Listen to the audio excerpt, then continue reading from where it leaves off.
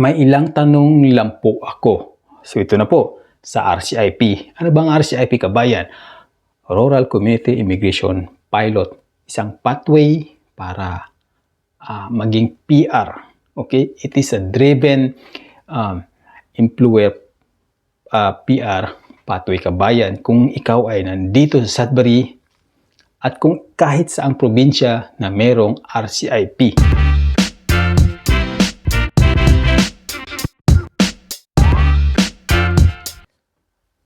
Happy New Year, kabayan! This is Dads from Dads Info TV. Isa pong OFW, 18 years sa Dubai. Ngayon, nandito na po sa Canada. Happy New Year po, kabayan, sa inyong lahat. So in this vlog, kabayan, ay i-address po natin yung katanungan ng ating kabayan. Medyo mahaba-haba kasi. So I decided na gumawa na lamang ng video, Okay? Para mas ma-address natin isa-isa yung kanyang katanungan. Kasi mahirap mag-reply sa comment doon sa YouTube kasi nga, alam mo na, medyo mahaba-haba nga. So, para mas klaro, I decided na gumawa ng video para sa iyo, kabayan. Ang pangalan niya po ay, pangalan niya sa YouTube ay medyo iba, So, ang pangalan po nakalagay dito ay parang Mesgen Family 4719. Kung nanonood ka ngayon, JN Family 4719. Kung nanonood ka ngayon, ito na po ang kasagutan sa iyong katanungan at babasahin ko po ngayon ang kanyang komento. Nag-comment siya sa video kasi, dun sa video na yung nagtitraining ako doon sa bagong employer, So, kung gusto niyo mapanood, kabayan, ito yung video na yun. Dito siya nanood. Okay? So, ang kanyang komento, kabayan, ay ganito po. Congratulations po. Sinusubaybayan ko po ang training niyo at believe po ako sa resilience at positivity niyo. Well, kabayan, salamat po sa inyong positive na feedback, So, ganun talaga ako towards sa mga problema, alam naman natin problema dito sa Canada. Kahit negative man yan, kailangan natin, we have to respond in positive way. Okay? Kasi bilang isang Kristiyano, tagasunod ni Jesus Christ, kailangan natin, kabayan, positive ang ating approach. Kailangan natin magdasal. Ano man yan ang ating dadanasin. Okay? Huwag tayong gumawa ng mga negatibong mga komento, negatibong mga aksyon na nakakasira sa ating karakter. Okay? Kasi kung ano yung pinapakita mo sa ibang tao, kung ano yung karakter mo, yun magre-reflect yung pagkatao mo. Okay? So, tuloy natin ang kanyang katanungan.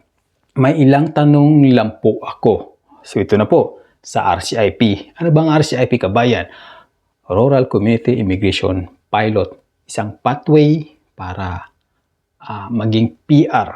Okay? It is a driven employer PR pathway, kabayan. Kung ikaw ay nandito sa Sudbury at kung kahit saang probinsya na merong RCIP. Okay? So, ituloy na natin. Ang kanyang tanong ay, sa RCIP po, required 1 year na work experience po ba to be eligible? Tama po ba? So, ang tinatanong niya kung kailangan ba ng 1 year experience para maging eligible sa RCIP pathway. Okay? Also, nasa list of designated employers po ba ang WHERE? Ang WHERE, kabayan, ito yung employer ko ngayon. Tinatanong niya kung siguro hinanap niya at gusto niya mag-apply, gusto niya mapanigurado kung designated employer yung employer ko ngayon. Designated employer, yan ang pag-uusapan din ng kabayan. Okay, yung mga list of designated employer sa RCIP o Rural Community Immigration Program. Okay, pati yung mga priority sector ng RCIP, idamay na natin. Kasi maraming sektor yung, kabayan, na dapat mong malaman kung saan kategorya ka na napapabilang. Okay? Also, nalilito po ako kung saan makikita ang list of designated employer doon sa website mismo ng RCIP Sudbury dahil hindi ko po makita ang WHERE. Salamat po in advance sa clarification. So, ayun. Ay, maraming salamat kabayan, dahil napakaganda ng tanong mo. Napapanahon. Okay? So, ganito na. Para mas maintindihan natin mabuti, ng maayos, bakit hindi natin bisitahin ang RCIP website mismo ng Sudbury. Let's go. Okay? Ayon dito kabayan, to qualify for the Rural Community Immigration Pilot in Sudbury, sa mga requirements kabayan, tandaan, job offer mula po sa designated employer. Yan ang mga requirements,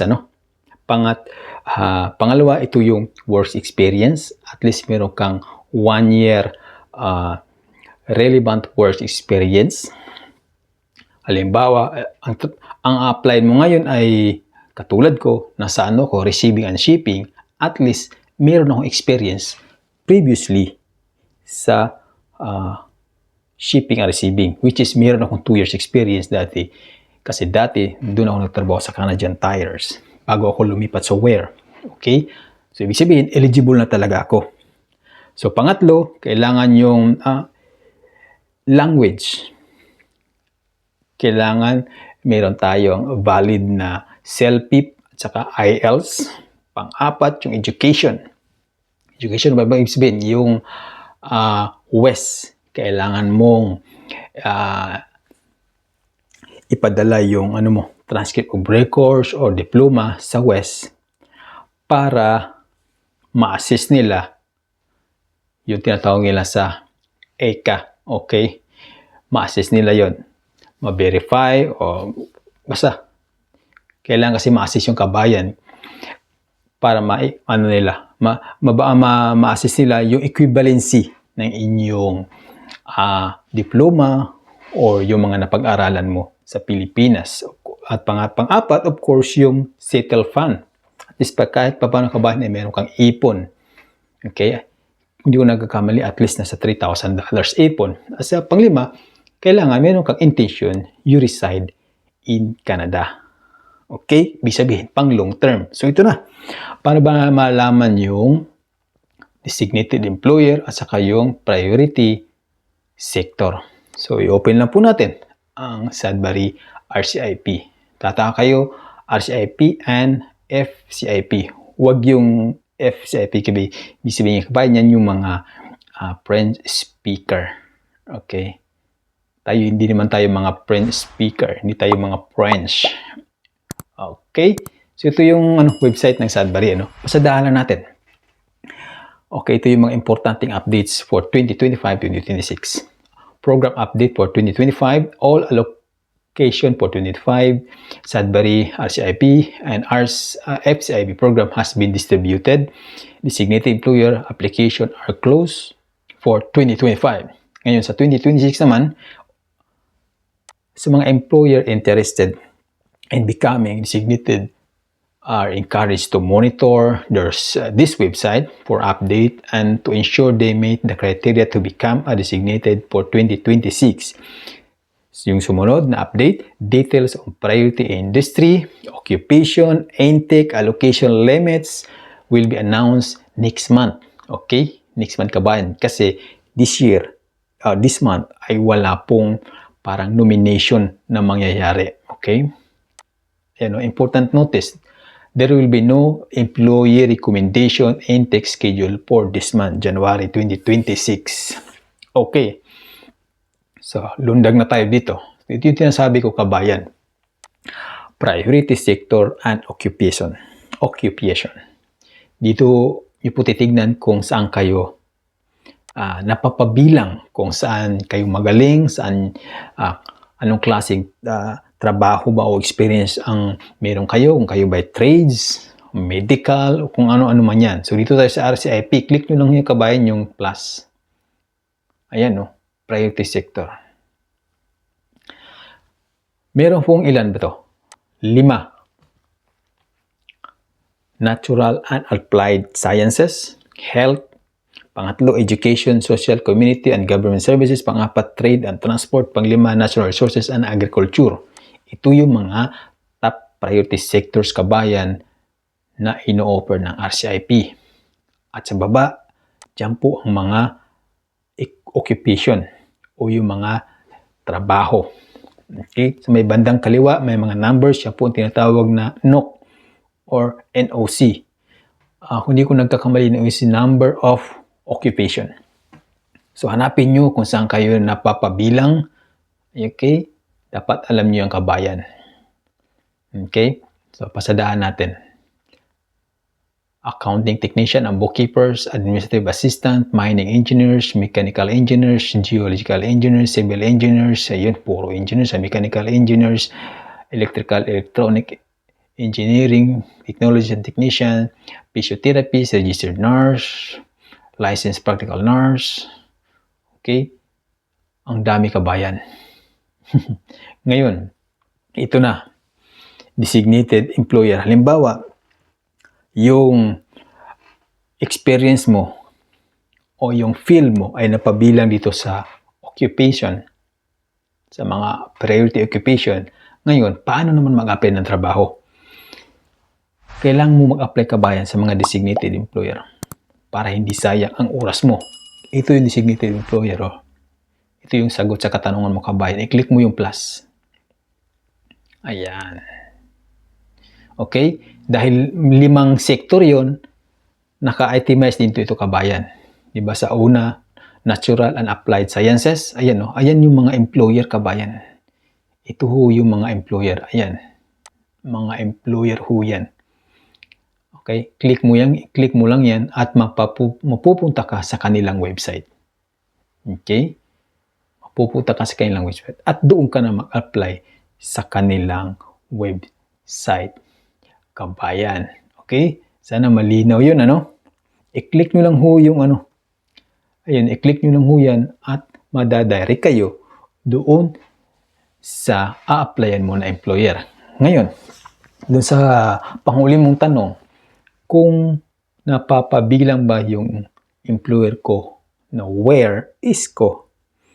Where kasi kabayan is sa international company na ang kanilang focus is more on mining, constructions.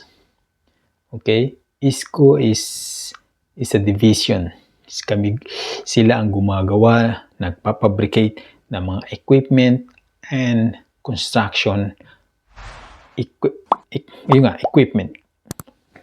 Okay? So, hanapin natin. Since ang where ay nasa ano po yan? Nasa trade. Ayan, no? Natural Resources and Applied Sciences, Health, Education, Social, Community and Government Services. Ayan. Trade and Transport. Kung kayo mo yung mga mekaniko, dito po yung kabayan. Ang dami po mga car dealership po dito. Ayan, kung gusto nyo naman sa Canadian Tire, ayan no, designated po sila kabayan. So ito na, ang where ba ay isang designated employer? Pati din, nung una kabayan, pati ako naguluhan din, no? Kasi dito sa Sudbury RCIP designated employer list, ang nakalagay po dito, ang kanilang pangalan ng where ay Career Industrial Supply Limited. So bakit ganun?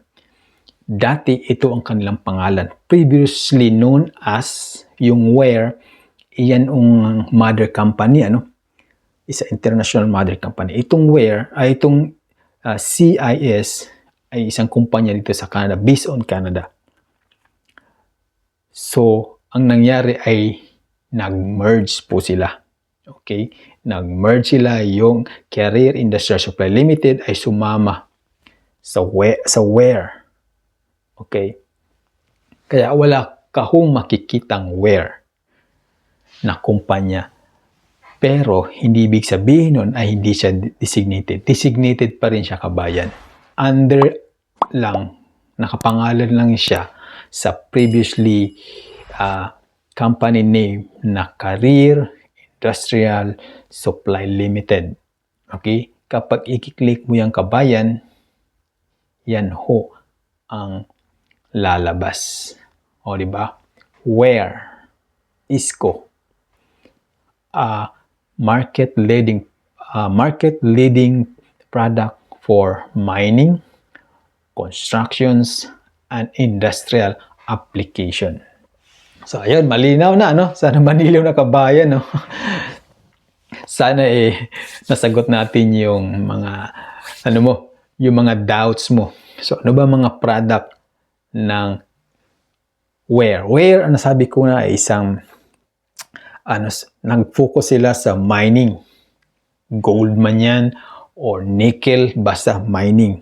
Ngayon, bakit sinabing ISCO? ISCO is a division. Maraming division ang Where kabayan. Merong minerals, merong system.